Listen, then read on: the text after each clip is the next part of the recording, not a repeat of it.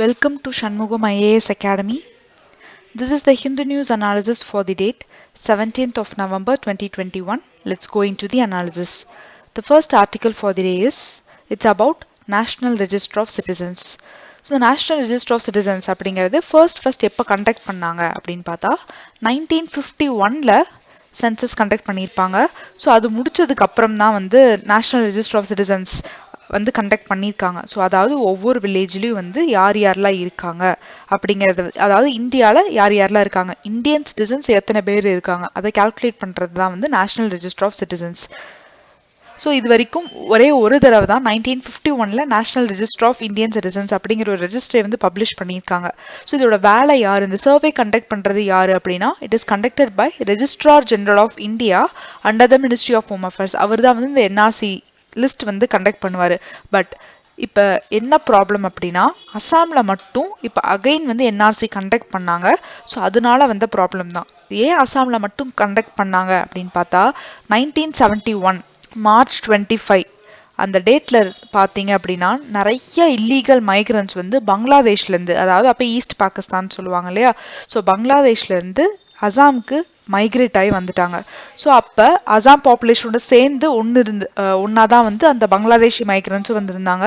So இப்போ யார் Indian citizens யார் பங்களாதேஷி சிட்டிசன்ஸ் அப்படிங்கிறதே வந்து தெரியலை. பங்களாதேஷி சிட்டிசன்ஸும் இப்போ இந்தியன் சிட்டிசன்ஸாகவே நிறைய பேர் வாழ்ந்துட்டு இருக்காங்க. ஸோ அப்போ தான் வந்து ஒரு 1979ல் ஆரம்பித்து 1985 வரைக்குமே வந்து ப்ரொட்டஸ்ட் நடந்தது. அதாவது என்ஆர்சி வந்து எடுங்க, இல்லீகல் மைக்ரன்ஸை திருப்பியும் வந்து பங்களாதேஷ்க்கு டிபோர்ட் பண்ணுங்க அப்படிங்கிற மாதிரியான ஒரு போராட்டம் வந்து நடந்துகிட்டே இருந்தது. ஸோ ஃபைனலாக வந்து அசாம் அக்கார்ட் அப்படிங்கிற ஒரு விஷயத்த சைன் பண்ணாங்க.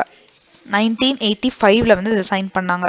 ஸோ இந்த 1985ல் என்ன சொன்னாங்க அப்படின்னா 1925 மார்ச் 25 1971 அதுக்கு முன்னாடி வந்தவங்க தான் வந்து இந்தியன் சிட்டிசன்ஸ். அதுக்கப்புறம் அசாமில் வந்து செட்டில் ஆயிருந்தாங்க அப்படின்னு அவங்கள வந்து இல்லீகல் மைக்ரன்ஸாக தான் வந்து கன்சிடர் பண்ணப்படும் அப்படிங்கிறத வந்து சொல்லியிருந்தாங்க. ஸோ அதை செக் பண்ணுறதுக்காக தான் இந்த நேஷனல் ரெஜிஸ்டர் ஆஃப் சிட்டிசன்ஸ் வந்து எடுத்திருந்தாங்க. ஸோ அப்படி வந்து நேஷனல் ரெஜிஸ்டர் ஆஃப் சிட்டிசன்ஸ் வந்து கால்குலேட் பண்ணுறப்ப கிட்டத்தட்ட 3.29 crore அப்ளிகன்ஸ் வந்து அசாமில் இருக்காங்க. அதில் 19.06 lakhs பீப்புள் வந்து left over the final draft of the NRC அப்படிங்கிறது தான் வந்து one of the major query. So இதில் வந்து இந்த 19 lakhs பீப்புளும் வந்து கோர்ட்டில் வந்து கேஸ் ஃபைல் பண்ணியிருந்தாங்க. பட் இந்த 1032 டவுட்ஃபுல் கேசஸ் மட்டும்தான் இப்போ ரிவ்யூக்கு வந்திருக்கு. ஸோ அதுதான் வந்து திருப்பியும் வந்து பிரச்சனை வர்றதுக்கான ஒரு ரீசனாக இருக்குது. ஸோ அதுதான் வந்து இந்த ஒரு particular article. Next is about Mamata launches Duare scheme. So Duare scheme அப்படிங்கிறது வெஸ்ட் பெங்கால் கவர்மெண்ட் லான்ச் பண்ண ஒரு ஸ்கீம். ஸோ இந்த ஸ்கீமில் என்ன ப்ரொவைட் பண்ணுவாங்கன்னா ஃபுட் கிரெயின்ஸ் தான் வந்து ப்ரொவைட் பண்ணுவாங்க under the public distribution system at the doorsteps for the entire population of West Bengal. பெங்காலில் இருக்க எல்லா பாப்புலேஷனுக்குமே டோர் ஸ்டெப்பில் ஃபுட் கிரெயின்ஸ் வந்து ப்ரொவைட் பண்ணுவாங்க. ஸோ இது வந்து it's one of the key poll promise. அவங்க வந்து எலெக்ஷனில் வந்து நின்னப்ப நாங்கள் வின் பண்ணால் அவங்களுக்கு இது ப்ரொவைட் பண்ணுறோம் அப்படிங்கிறத வந்து சொன்னாங்க. ஸோ ஃபேமிலியில் இருக்க ஒவ்வொருத்துக்கும் 5 kg ஆஃப் ரெயின்ஸ், இப்போ 5 பேர் ஒரு ஃபேமிலியில் இருந்தாங்கன்னா 25 kg ஆஃப் ஃபுட் கிரெயின்ஸ் வந்து ப்ரொவைட் பண்ணுவாங்க. அண்ட் அதை ப்ரொவைட் பண்ணுறதுக்கு எந்த ஒரு பீப்புளும் ரேஷன் ஷாப்ஸ்க்கு போக தேவை கிடையாது. ஸோ அதுக்கான டீலர்ஸ் வந்து அப்பாயிண்ட் பண்ணிடுவாங்க. ஸோ அந்த டீலர்ஸ் வந்து என்ன பண்ணுவாங்கன்னா they will be appointing volunteers or they will be appointing persons to deliver to the people. So பீப்புளுக்கு டேரெக்டாக டெலிவர் பண்ணுறதுக்கு இவங்களே வந்து அப்பாயிண்ட் பண்ணிடுவாங்க. ஸோ இவங்களோட சேலரி இருக்காங்களே, அதாவது இந்த இன்டர்மீடியட்டோட சேலரி வந்து பார்ட்லி வந்து டீலர்ஸும் பார்ட்லி வந்து கவர்மெண்ட் ஸ்டேட் கவர்மெண்ட்டும் பியர் பண்ணிப்பாங்க. ஸோ இதுதான் வந்து இந்த ஒரு particular scheme. Next article is about courts cannot interfere with day to day temple rituals. அதாவது ஒரு ப்ளீ பப்ளிக் இன்ட்ரெஸ்ட் லிட்டிகேஷன் வந்து சப்மிட் பண்ணியிருந்தாங்க. எதுக்காக அப்படின்னா திருமலா திருப்பதி டெம்பிளில் டே டு டே ரிச்சுவல்ஸ் இருக்கு இல்லையா, அதாவது அது ட்ரெடிஷன்ஸ் பேஸ் பண்ணி ஃபாலோ பண்ணுறதில்ல, பெர்ஃபார்ம் பண்ணுறதில்ல அப்படிங்கிறது தான் வந்து இந்த ஒரு குவரியாக இருந்தது. ஸோ அதுக்கு சுப்ரீம் கோர்ட் வந்து என்ன சொல்லியிருந்தாங்க அப்படின்னா how a coconut should be broken or a puja should be done in a temple is not a constitutional it is not for a constitutional court to look into அப்படிங்கறத தெளிவா சொல்லிட்டாங்க. So இந்த மாதிரியான டே to day temple administration அதை பற்றி கேள்வி கேட்கறதுக்கு எங்களுக்கு தகுதி கிடையாது. ஸோ எங்களுக்கு அந்த ரைட் இல்லை அப்படிங்கிறது சுப்ரீம் கோர்ட் தெளிவாகவே வந்து சொல்லிட்டாங்க. நாங்கள் இன்டர்ஃபியர் ஆக மாட்டோம் அப்படிங்கிறதும் சொல்லிட்டாங்க. So next article is about heritage dough to shine on a beautiful game. So இப்போ பார்த்தீங்க அப்படின்னா நெக்ஸ்ட் இயர் கத்தாரில் ஃபிஃபா வேர்ல்டு கப் நடக்க போகுது. ஸோ அப்போ அரப் ட்ரேடர்ஸ் வந்து ஒரு 800 இயர்ஸ் அகோ வந்து வந்திருப்பாங்க இல்லையா. ஸோ அவங்க வந்து ட்ராவல் பண்ணி வந்து ஷிப், அதை வந்து வெசல்ஸ்ன்னு சொல்லுவாங்க. ஸோ அந்த மாதிரியான ஷிப்பை வந்து மேனுஃபேக்சர் பண்ண போகிறாங்க. அதுக்கு பேர் அந்த டோ, அந்த வெசல் பேர் to, being made at Chaliam in Kozhikode, will not have a single nail or metal piece. So கம்ப்ளீட்டாக வந்து பார்த்தீங்கன்னா டீக் பீசஸால் மட்டும்தான் வந்து இதை மேனுஃபேக்சர் பண்ண போகிறாங்க. ஸோ அதை டை பண்ணுறதுக்கு, அதை ஹோல்டு டுகெதர் பண்ணுறதுக்கு ட்ரெடிஷ்னல் குவாயர் ரோப்ஸ் தான் வந்து யூஸ் பண்ண போகிறதாகவும் வந்து சொல்லியிருக்காங்க. ஸோ இந்த ஒரு particular ship will be showcased in the FIFA World Cup, which will be taking place next year in Qatar. So let's go into the next article. So Kartarpur corridor to reopen today. So Kartarpur corridor வந்து 550th birth anniversary of Guru Nanak அவரோட birth anniversary recognise பண்ற விதத்துல தான் வந்து இந்த Kartarpur corridor இந்தியாவுக்கும் பாகிஸ்தானுக்கும் open பண்ணாங்க. அதாவது both sides have the Sikh temple. So அந்த சீக் பீப்புள்ஸ் வந்து அந்த பில்கிரிமேஜ் சென்டர்ஸை சுற்றி பார்க்கணும் அப்படிங்கிறதுக்காக கர்த்தார்பூர் காரிடர் அப்படிங்கிற ஒரு விஷயத்த இந்தியாவும் பாகிஸ்தானும் ஓப்பன் பண்ணாங்க. ஸோ இட்ஸ் அ விசாட்ரி ட்ராவல். இப்போ இந்தியாவிலேருந்து அங்கே இருக்க குருத்வாராக்கு வந்து ஒரு இந்தியன் போகணும் அப்படின்னா அந்த கர்த்தார்பூர் காரிடர் யூஸ் பண்ணிக்கலாம். அங்கே விசா ஃப்ரீ, விசா வந்து தேவை கிடையாது. அது மட்டும் இல்லாமல் பாகிஸ்தான் கவர்மெண்டோட பெர்மிஷனை கேட்டுட்டு மட்டும் நம்ம போனால் போதும். மற்றபடி விசாஸ்லாம் வந்து தேவை கிடையாது. So next article is about United Nations Tourism Body Honor for Weavers Hub Puchamali. So United Nations ஓட World Tourism Organization வந்து என்ன சொல்லியிருக்காங்க அவங்க ரிப்போர்ட்ல அப்படின்னா, பூச்சமல்லி வில்லேஜ் அப்படிங்கிற வில்லேஜ் தெலுங்கானால இருக்கு. So it is one of the best tourism villages அப்படிங்கிற நேம், அப்படிங்கிற டைட்டில் வந்து நாங்கள் அதுக்கு கொடுக்குறோம் அப்படிங்கிறத வேர்ல்ட் டூரிசம் ஆர்கனைசேஷன் வந்து சொல்லியிருக்காங்க. ஸோ அதுக்கு மட்டும் இல்லாமல் அதோட சேர்ந்து மேகாலயாவில் காங்தாங் அண்ட் லத்புரா காஸ் இன் மத்திய பிரதேஷ் அந்த வில்லேஜஸ்க்கும் வந்து யுனைடெட் நேஷன்ஸோட பெஸ்ட் டூரிசம் வில்லேஜ் அப்படிங்கிற அவார்ட் வந்து ஒரு நேம் வந்து டெசிக்னேட் பண்ணியிருக்காங்க. ஸோ போச்சமல்லி அப்படிங்கிறது தெலுங்கானால இருக்க ஒரு village. So it is 50 kilometre away from Hyderabad. So இதில் வந்து பார்த்தீங்கன்னா it is an artistic village. அதாவது அங்கே வீவர்ஸ் அப்படிங்கிறவங்க தே will B weaving the ikat materials, அதை தான் வந்து இதில் வீவ் பண்ணுவாங்க. ஸோ தெலுங்கானா என்ன சொல்லியிருக்காங்க அப்படின்னா, தெலுங்கானாவோட டூரிசம் மினிஸ்டர் என்ன சொல்லியிருக்காங்கன்னா, ஸோ இதுக்கு மட்டும் எனக்கு பெருமை கிடையாது, ரீசெண்டாக வந்து ராமப்பா டெம்பிளுக்கும் வந்து யுனெஸ்கோவோட கல்ச்சுரல் ஹெரிட்டேஜ் சைட் அந்த ஸ்டேட்டஸ் வந்து கொடுத்துருந்தீங்க. ஸோ டெஃபினட்டாக வந்து it will boost the tourism in the state அப்படிங்கிறதையும் வந்து சொல்லியிருக்காங்க. Let's go to the next article. Gender imbalance இந்த கிளைமேட் டாக்ஸ். அதாவது ரீசெண்டாக COP26 நடந்தது. ஸோ அப்போ வந்து உமன் ரெப்ரசன்டேஷன், உமன் டெலிகேஷன்ஸ் வந்து அவ்வளவா பார்ட்டிசிபேட் பண்ணலை அப்படிங்கிறது தான். Only 17% of the Indian delegation at the recently concluded COP26 climate summit where the women அப்படிங்கிறத சொல்லியிருக்காங்க. ஸோ கிட்டத்தட்ட 195 கண்ட்ரிஸ் அதில் பார்ட்டிசிபேட் பண்ணிச்சு. அதில் 169 கண்ட்ரீஸோட கம்பேர் பண்ணும்போது வி ஆர் லோவர் அப்படிங்கிறது வந்து சொல்லியிருக்காங்க. ஸோ ஓவரால் வந்து பார்த்தோம் அப்படின்னா உமன் வந்து டோட்டலாகவே வந்து அண்டர் ரெப்ரசன்டடாக தான் இருக்காங்க இந்த மாதிரியான வேர்ல்டு சம்மிட்ஸில் அப்படிங்கிறதும் வந்து இந்த ஆர்டிக்கிளில் சொல்லியிருக்காங்க. Only 3 of the 10 delegates at COP26 were the women. எந்தெந்த நாட்டிலிருந்து உமன் டெலிகேட்ஸே இல்லை அப்படின்னு பார்த்தோம்னா Turkmenistan, Yemen, Holy See and North Korea. இங்கே எல்லாமே வந்து உமன் டெலிகேஷன்ஸே வந்து சுத்தமாக வந்து கிடையாது. அண்ட் அடுத்த பாயிண்ட் வந்து பார்த்தீங்கன்னா எந்தெந்த ஸ்டேட் எவ்வளோ percentage of women delegate sent பண்ணியிருந்தாங்க அப்படிங்கிறத வந்து நெக்ஸ்ட் ஆர்டிக்கலில் வந்து கொடுத்துருக்காங்க. And another one is so representation across years. அதாவது ஒவ்வொரு இயர்லையும் COP2லேருந்து ஆரம்பித்து COP26 வரைக்குமே வந்து கொடுத்துருந்தாங்க. உமனோட ரெப்ரசன்டேஷன் வந்து எப்படி இருந்தது ஒவ்வொரு இயரும் அப்படிங்கிறதான் வந்து இந்த ஒரு பர்டிகுலர் கிராஃபில் வந்து கொடுத்துருக்காங்க. அண்ட் GDP விசஸ் உமன் அப்படிங்கிறத பார்த்தோம் அப்படின்னா the chart depicts the percentage of women delegates at COP26 summit across participating nations against their latest GDP per capita. Richer nations வந்து tend to send more women as a part of their delegation than the poorer women அப்படிங்கிறத சொல்லியிருக்காங்க. So rich கண்ட்ரீஸ்லேருந்து அதிகமான woman delegates வராங்க than the poor countries அப்படிங்கிறதும் சொல்லியிருக்காங்க. Another one important thing இந்த article என்ன சொல்லியிருக்காங்கன்னா, அந்த மீட்டிங்கில் வந்து பேசியிருப்பாங்க இல்லையா, ஸோ அப்போ மென் தான் வந்து அதிகமான நேரம் வந்து பேசியிருக்காங்க, உமன் வந்து கம்மியான நேரம் தான் வந்து பேசியிருக்காங்க. ஸோ இந்த ப்ளூ கலர் வந்து பார்த்தீங்கன்னா speaking time of men, yellow colour is speaking time of women. So women வந்து பார்த்தீங்கன்னா கம்மியான நேரம் தான் பேசியிருக்காங்க, மென் தான் வந்து அதிகமான நேரம் பேசியிருக்காங்க. அண்ட் மோர் இன் டெக்னாலஜி, அதாவது உமனோட பார்ட்டிசிபேஷன் டெக்னாலஜி மீட்டிங்ஸில் அதிகமாக இருக்குது, ஆனால் ஃபினான்ஸ் மீட்டிங்ஸில் ரொம்ப கம்மியாக இருக்குது. அண்ட் மென் வந்து கிட்டத்தட்ட 560 மினிட்ஸ் வந்து பேசியிருக்காங்க டோட்டலாக, பட் உமன் வந்து 230 மினிட்ஸ் தான், விச் இஸ் அதாவது மென் வந்து டபுள் தி டைம்ஸ் வந்து பேசியிருக்காங்க அப்படிங்கிறது தான் வந்து இந்த ஒரு பர்டிகுலர் ஆர்டிக்கல். which means இதுல இருந்து என்ன கன்க்ளூட் பண்ணலாம்னா உமன் டெலிகேட்ரிஸோட பார்ட்டிசிபேஷன் ரொம்பவே வந்து கம்மியாக இருக்குது சிஓபியில் கான்ஃபரன்ஸ் ஆஃப் பார்ட்டிஸ் 26ல அப்படிங்கிறது தான் வந்து இந்த ஒரு பர்டிகுலர் ஆர்டிக்கலோட outcome. Next is about CAG center conflict thing of the past. So முன்னாடி வந்து பார்த்தீங்கன்னா கேக் அதாவது கம்ப்ட்ரோலர் அண்ட் ஆடிட்டர் ஜெனரலுக்கும் சென்ட்ரல் கவர்மெண்ட்டுக்கும் that will be used to have the fights.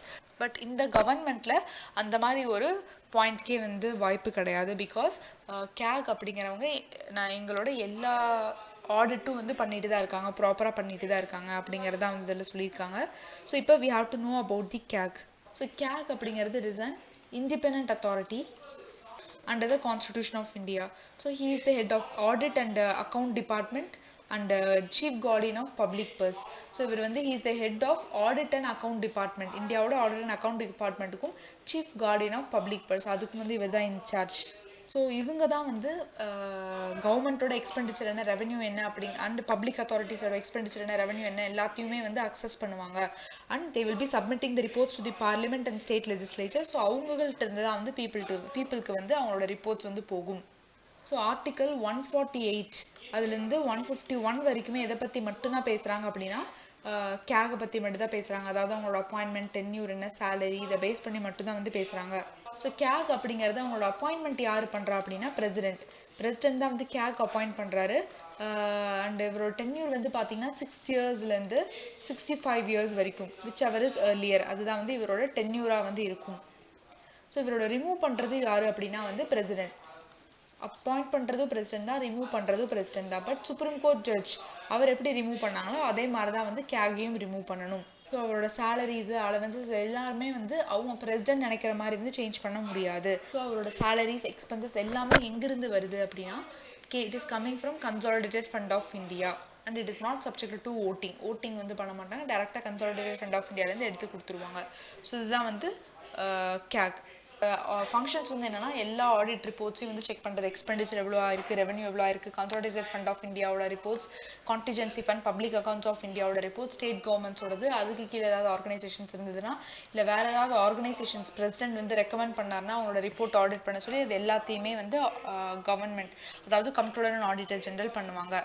Next article is about navies plan for 170 ship force on the course. So இது வந்து பார்த்தீங்க அப்படின்னா இந்தியன் நேவி வந்து என்ன சொல்லியிருக்காங்க அப்படின்னா இந்தியன் நேவியோட மேரிடைம் கேப்பபிலிட்டி பெர்ஸ்பெக்டிவ் பிளான், அதுக்கு கீழே they will be deploying nearly 170 ship force வந்து டிப்ளாய் பண்ண போகிறோம் அப்படிங்கிறது வந்து சொல்லியிருக்காங்க. ஸோ அந்த வரிசையில் தான் வந்து இப்போ project 15B class stealth guided missile destroyer Visakhapatnam வந்து November 21 வந்து லான்ச் பண்ண போகிறாங்க. அண்ட் 4th ஸ்கோர்பியன் கிளாஸ் சப்மரைன் வேலா அது வந்து November 25 வந்து லான்ச் பண்ண போகிறாங்க. ஸோ விசாகப்பட்டினம் வந்து டெஸ்ட்ராயர் விசாகப்பட்டினம் 21 அண்ட் சப்மரைன் வேலா வந்து 25 வந்து லான்ச் பண்ண போகிறாங்க. ஸோ மெயினாக இது எதுக்காக லான்ச் பண்ணுறாங்க அப்படின்னா இந்தியன் ஓஷனில் சைனாவோட டாமினன்ஸ் வந்து நாளுக்கு நாள் அதிகமாயிட்டே வருது, அதை கவுண்டர் பண்ணுறதுக்காக தான் இந்த மாதிரி வந்து நிறையா ஷிப்ஸ் வந்து இந்தியா வந்து டெவலப் பண்ணிட்டு இருக்காங்க. ஸோ யூஸ்வலி எங்கே டெவலப் பண்ணுவாங்க அப்படின்னா மேசகான் டாக் லிமிடெட், அங்கே தான் வந்து they will be constructing the shipyards. Coming to the project 15B. Project 15B பற்றி சொல்லணும் அப்படின்னா இதில் அட்வான்ஸ்ட் டெக்னாலஜிஸ் இருக்குது அண்ட் மற்ற ஷிப்ஸ் வேர்ல்டு கிளாஸ் ஷிப்ஸோட இதை கம்பேர் பண்ணும்போது இது வந்து ரொம்ப அட்வான்ஸ்டாகவே இருக்குது அப்படிங்கிறத சொல்லியிருக்காங்க. அண்ட் இது வந்து இண்டிஜினியஸாக வந்து இந்தியன் நேவி அவங்களே தான் வந்து டிசைன் பண்ணியிருக்காங்க. ஸோ ஒவ்வொரு ஷிப்பும் வந்து பார்த்தீங்கன்னா 163 மீட்டர் லென்த் வந்து இருக்கும் அண்ட் அதோட இந்த பீமோட சைஸ் வந்து பார்த்தீங்க அப்படின்னா இட் வில் பி 7.4 மீட்டர்ஸ் வந்து இருக்கும்னு சொல்லியிருக்காங்க.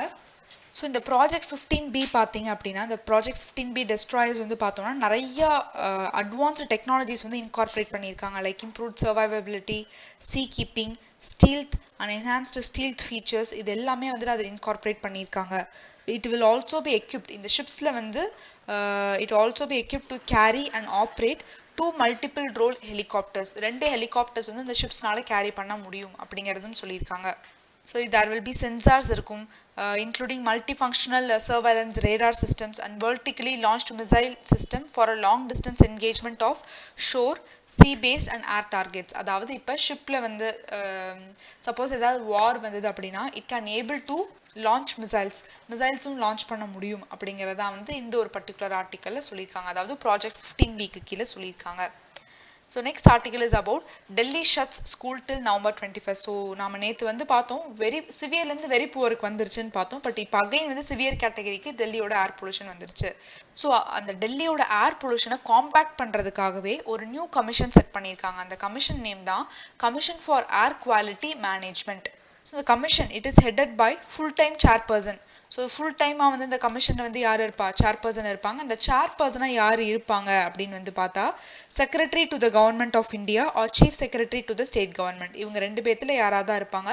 ஸோ இவங்களோட டென்யூர் வந்து பார்த்தோம் அப்படின்னா 3 years or 70 years வந்து அட்டைன் ஆகிற வரைக்கும் அவங்க டென்யூர்ல இருக்கலாம். இதோட மெம்பர்ஸ் சேர்பர்சன் இருக்காங்க. இதோட மெம்பர்ஸ் வந்து செவரல் மினிஸ்ட்ரீஸ்ல இருந்து வருவாங்க. who are the stakeholders இருக்கவங்க. and it also have experts from central pollution control board ல இருந்தும் எக்ஸ்பர்ட்ஸ் இருப்பாங்க. and also ISRO ல இருந்தும் வந்து எக்ஸ்பர்ட்ஸ் இருப்பாங்க. ஸோ இவங்களோட ஜாப் என்ன அப்படின்னா டெல்லியை சுற்றி இருக்க டெல்லி அண்ட் டெல்லியை சுற்றி இருக்க ஸ்டேட்ஸ் அங்கே வந்து அவங்க அந்த கவர்மெண்ட்ஸ்குள்ளே ஒரு கோஆர்டினேட்டட் ஆக்ஷன் வந்து கொண்டு வரணும் to prevent the pollution. And என்னென்ன பிளான்லாம் பண்ணியிருக்காங்க அது எல்லாத்தையுமே வந்து எக்ஸிக்யூட் பண்ணுறது, ஒரு ஃப்ரேம் ஒர்க் வந்து ப்ரொவைட் பண்ணுறது ஃபார் ஏர் என்னென்ன ஏர் பொல்யூட்டன்ஸ் இருக்குது அப்படிங்கிற ஃப்ரேம் ஒர்க் கிரியேட் பண்ணி அதுக்கான டைரக்ஷன்ஸ் கொடுக்கறது. இந்த பொல்யூட்டன் வந்து கம்மி பண்ணணும், இமீடியட்டாக கம்மி பண்ணி ஆகணும், அந்த மாதிரியான டைரக்ஷன்ஸ் கொடுக்கறது எல்லாமே வந்து Central Pollution Management Authority தான். So that is about this article. Next is about Supreme Court gives 3 weeks to government to frame policy on community kitchens. So community kitchens அப்படின்னா ஸோ இந்தியா அப்படிங்கிறது it's a welfare state. அதுதான் வந்து நம்மளோட கண்ட்ரியோட objective. So welfare state அப்படின்னா எந்த ஒரு பர்சனுமே வந்து no person should sleep on empty stomach. அதுதான் வந்து ஒரு வெல்ஃபேர் ஸ்டேட்டோட கோலாவே வந்து இருக்கணும்.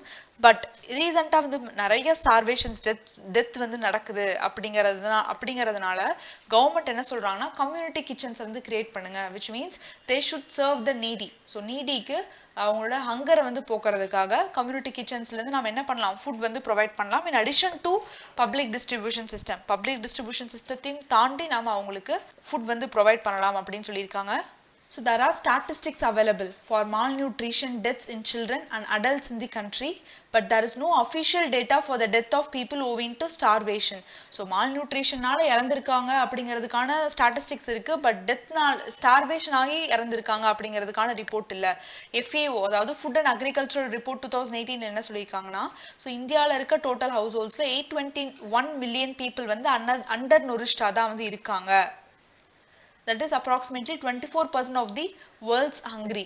So prevalence of undernourishment Indiaல 14.8% இருக்காங்க, higher than both the global and the Asian average. அதுவும் வந்து டீடைல்டா சொல்லியிருக்காங்க.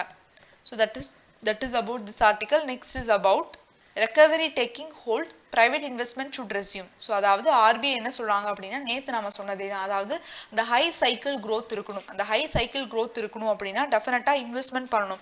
கவர்மெண்ட் இன்வெஸ்ட்மெண்ட் பண்ணா மட்டும் பத்தாது, பிரைவேட் செக்டார்ஸும் வந்து இன்வெஸ்ட் பண்ணணும். ஸோ இன்வெஸ்ட் பண்ணாதான் ப்ரொடக்ஷன் நடக்கும்.